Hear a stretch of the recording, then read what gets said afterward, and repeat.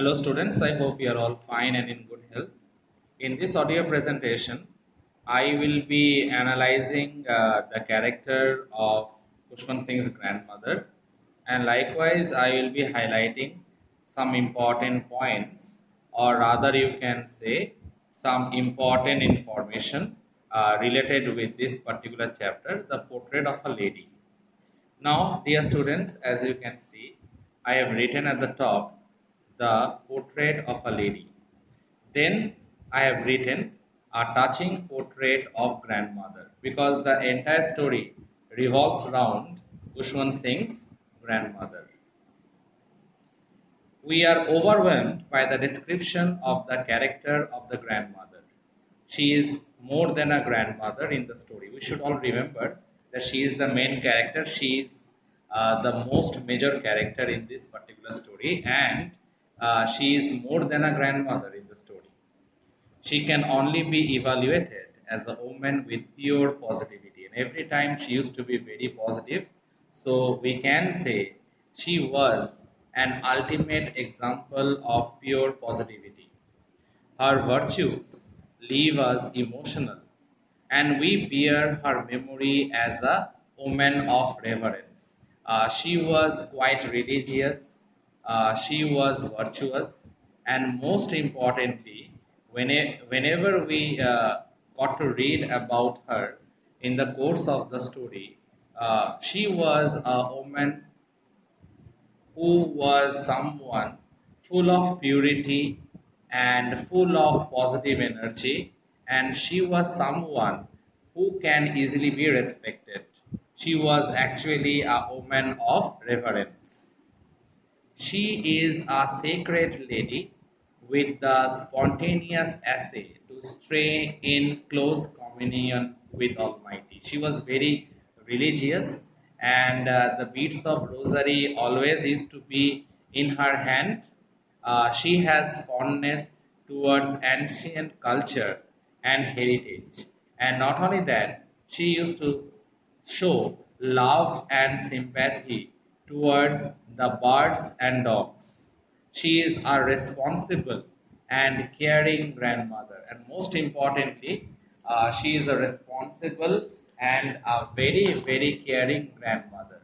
She is kind to everything which is endowed with life, and that was the reason she was very kind enough towards the village dogs. Later, when she and her grandson was shifted to the city, at that time also she showed enough kindness towards the sparrows, and she never used to shoo them away.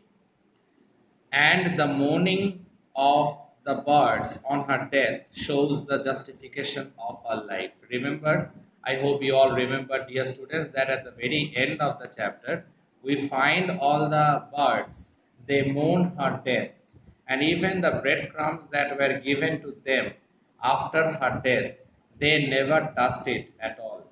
And they flew away as soon as her dead body was taken to be cremated. We all know about it. So, this mourning of the sparrows or the birds on her death ultimately shows the justification of her life. Now I am moving on to the next important point. As you can see, it is written a religious lady. The grandmother never stopped praying in whatever situation she was in, whether she was busy in her work or she is preparing for her grandson for school or she is spinning the wheel.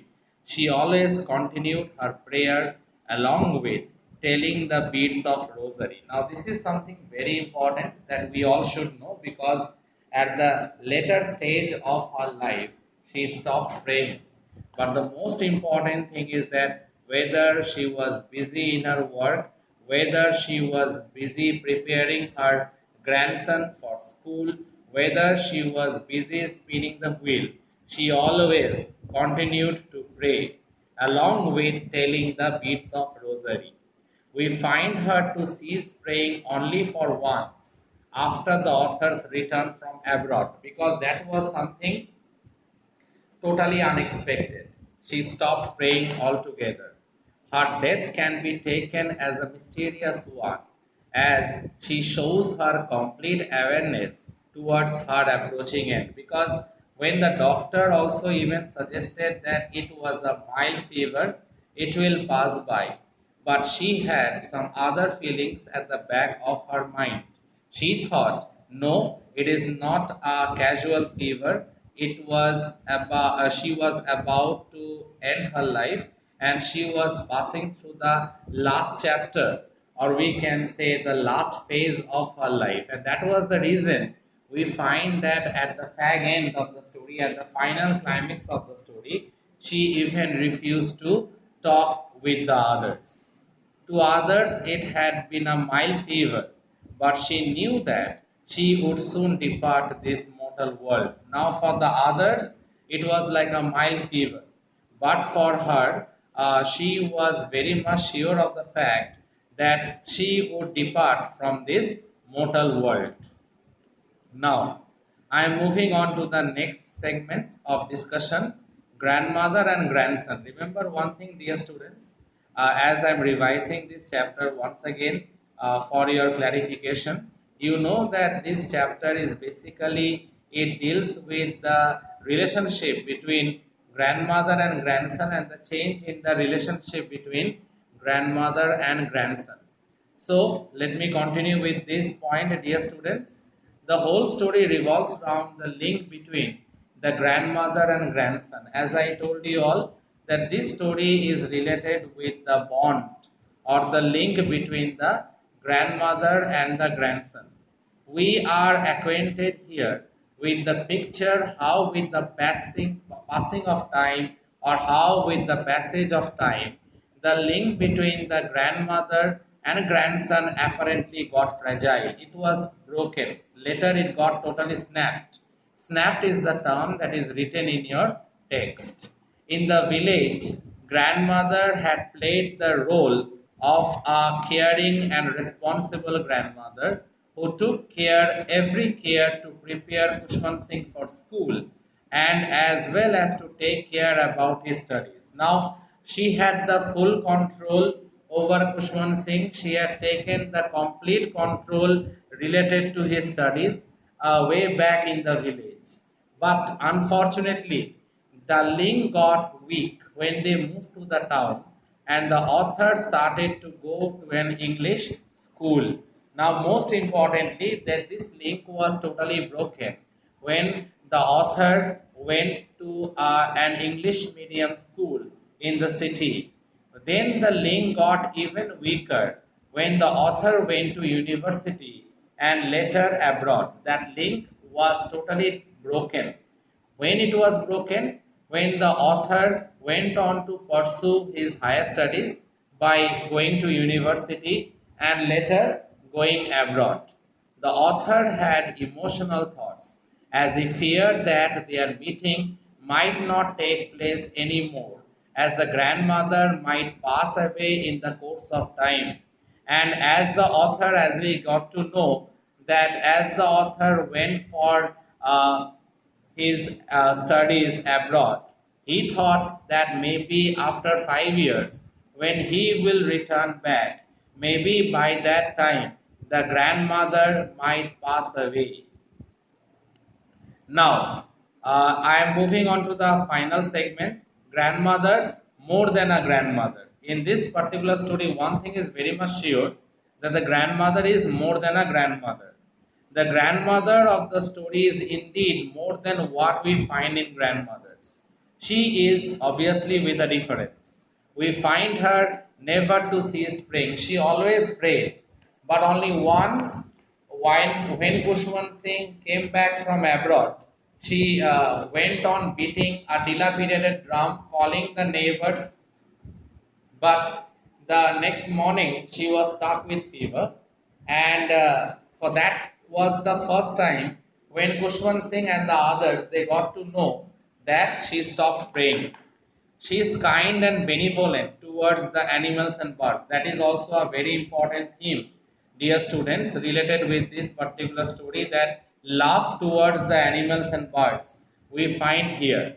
She feeds the dogs and the birds, even we find that in the city, she used to feed the sparrows with the breadcrumbs, whereas she used to feed the dogs with the stale chapatis way back in the village. She loved seclusion and spent life in prayers and spinning wheels. Now, she haven't talked with everyone after a distance created between her and her grandson.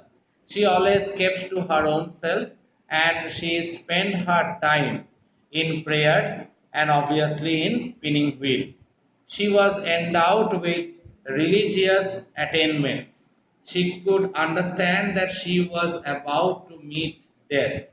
Now, one thing was very clear that she stopped talking to others, and when Kushwant Singh went abroad, she was broken from inside. And but she was so strong enough, she never ever displayed her emotions to others, and she could understand when she had a mild fever, despite the diagnosis of the doctor was that this fever would subside with the passage of time, but she had some other thoughts in her mind. She could understand very well that she was about to meet her death. So, dear students, kindly go through this audio presentation, and if there is any doubt anywhere, kindly let me know about it. Thank you, students. Thank you all.